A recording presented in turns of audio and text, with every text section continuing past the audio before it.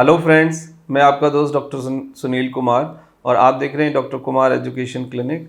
I am post doctorate in clinical medicine, metabolic science and infectious disease and I am working as a clinical physician. Last 18 year से मैं south Delhi Chhatarpur में as a physician practice कर रहा हूँ। तो आज हम बात करेंगे वायरल फीवर के बारे में।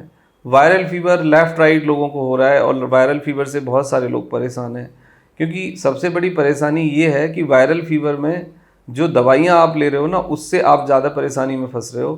कोई इंसान यदि वायरल में दवाई नहीं ले रहा है तो उसको बहुत सारी प्रॉब्लम्स नहीं होंगी, लेकिन वायरल में ज़्यादा दवाई लेना और गलत दवाई लेना वायरल को कॉम्प्लिकेटेड करता है और दूसरी प्रॉब्लम्स पैदा करता है। बहुत सारे पेशेंट अभी रिपोर्ट हो रहे हैं कि जिन्होंने वायरल में गलत दवाइयाँ ली, एंटीबायोटिक लिया, पेन किलर लिया, इवन द स्टेरॉइड तक भी ले लिए, तो उनको बाद में लिवर में इन्फ्लामेशन आ गया, लिवर में स्वेलिंग आ गई। हो ये रहा है कि अन्य वायरल होता है नॉर्मल फीवर, इधर उधर से हम जो बहुत ज़्यादा जूस पीते हैं, गंदा खाना खाते हैं, गलत दवाई लेते हैं, तो फिर पता लगता है कि हेपेटाइटिस हो गया, पता लगता है कि उसके बाद जॉइंटिस हो गया, पता लगता है कि उसके बाद आपको अल्सर हो गया या पेट की कोई प्रॉब्लम हो गई। तो वायरल में ये सब आप मत करिए, आप अपने आप को, अपने केस को कॉम्प्लिकेटेड कर रहे हैं।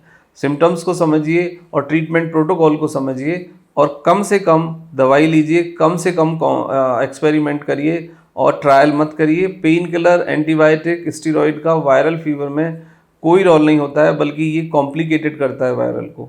तो इन सब से आप बचने की कोशिश करिए। वायरल फीवर में जनरली आपको बुखार होगा, ठंड के साथ बुखार हो सकता है और हाई ग्रेड फीवर नहीं रहता है। फीवर आपका 98 से 102 के बीच आपका बॉडी टेम्परेचर रहेगा, लेकिन पैरासीटामोल से उसको मैनेज किया जा सकता है। 500 और 650 पैरासीटामोल आप TDS या 4 टाइम भी ले सकते हैं, मतलब अकॉर्डिंग द नीड आप उसको डोज डिसाइड करिए।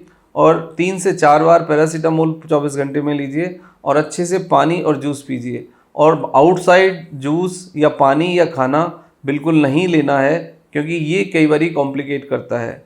जो आप जूस की दुकान पे जाते हो, वो जूस की दुकान पे जहाँ जाके आप दूध पीते हो, वहाँ पे इन्फेक्शंस के रिस्क सबसे ज़्यादा होते हैं, क्योंकि वहाँ पे बहुत सारे लोग विज़िट करते हैं। तो किसी भी दुकान पर जाके, जूस कॉर्नर पे जाके जूस पीना ड्यूरिंग द फीवर, ये बिल्कुल डेंजरस है, ये बिल्कुल हार्मफुल है। आप पूरा फ्रूट्स खा लीजिए, फ्रूट्स का आप जूस घर पे निकाल के पी लीजिए, या फिर आप यदि लेना भी है तो हाइजीन प्लेस देखें, ड्राई प्लेस देखें, जहाँ पे बहुत सारी पब्लिक विजिट ना करे, वहाँ से आप बाय करें।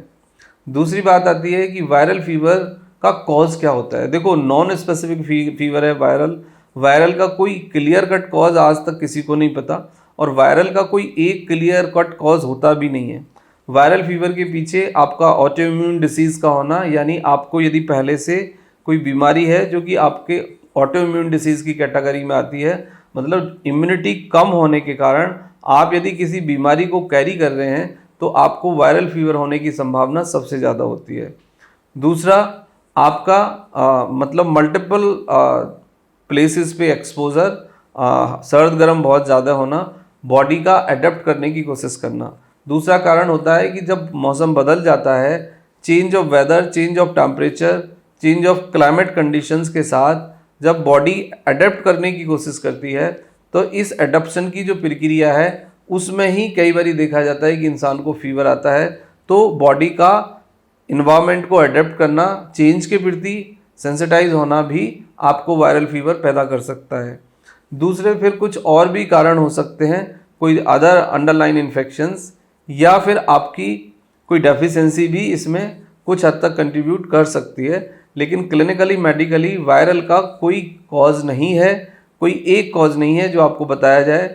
मल्टीपल कॉज हैं, मल्टीपल फैक्टर हैं, बट आप वायरल में अच्छी नींद लें, टाइम से अच्छा खाना खाएं, प्रॉपर प्रोटीन रखें, कार्ब्स कम रखें, जितना आप फाइबर ले सकते हैं फाइबर लें, और वायरल के दौरान आप मटन, चिकन, एग ये सब ना खाएं।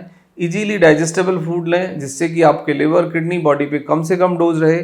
वो उस खाने का चुनाव करें जो खाना 2 से 3 घंटे में बॉडी आराम से डाइजेस्ट कर ले, और फाइबर फ्रूट्स रखें अपने खाने में। तो 3 to 5 डेज़ में पैरासीटामोल से ही आप ठीक हो जाते हैं। लेकिन यदि 3 डेज से ज़्यादा हो गया है और दूसरे सिम्टम्स डेवलप हुए हैं, जैसे vomiting, dehydration, body pain, cramps, और फीवर का कंट्रोल ना होना तो आप थर्ड डे डॉक्टर को विजिट करें, फिर डॉक्टर डिसाइड करेंगे कि लाइन ऑफ ट्रीटमेंट क्या होगा। बट वायरल में कोई एंटीबायोटिक, पेन किलर, स्टेरॉइड नहीं देना है, मल्टीविटामिन की कोई आवश्यकता नहीं है।